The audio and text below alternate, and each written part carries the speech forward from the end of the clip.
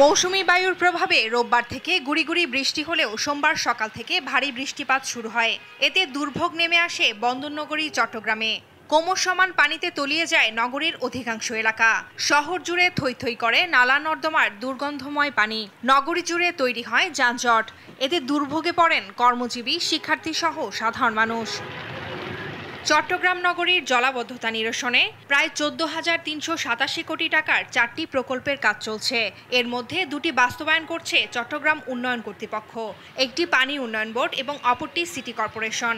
কিন্তু এরপরও সুফল পাচ্ছেন না নগরবাসী। এজন্য সিডিএকে দুষছেন সাধারণ মানুষ।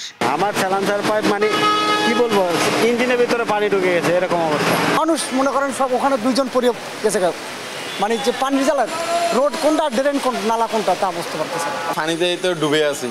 দোকানে দেখেন, প্রতিটা দোকানে আমাদের কত কি পরিমাণ ক্ষতি হচ্ছে। এদিকে জলজট কবলিত নগরীর বিভিন্ন এলাকা পরিদর্শন করেছেন চট্টগ্রামের মেয়র। এ সময় তিনি পাহাড় ধসের আশঙ্কায় ঝুঁকিপূর্ণভাবে পাহাড়ে বসবাসকারীদের নিরাপদ স্থানে সরে যাওয়ার অনুরোধ করেন।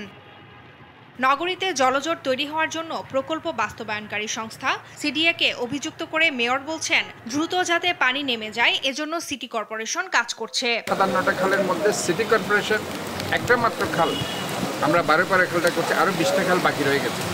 কাজে এই 20টা খাল আমি মনে করি যে আমাদের সংস্কার করতে হবে এবং এই নালাগুলো কাজগুলো হলে এবং রাস্তাটা একটু উঁচু হলে আমি মনে করি ইনশাল্লাহ এই এলাকার যে প্রবলেমটা সেটা সলভ হবে।